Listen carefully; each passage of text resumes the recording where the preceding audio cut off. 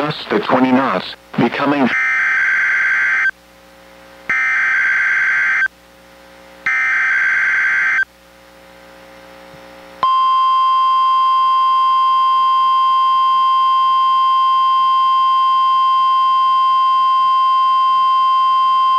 This is the National Weather Service office in Portland, Oregon.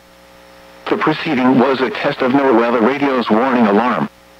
Tests of these receivers are normally conducted every Wednesday between 11 a.m. and noon. If there is a threat of severe weather on the day of the test, it will be postponed until the following week. This concludes this test. We now return to our regular programming.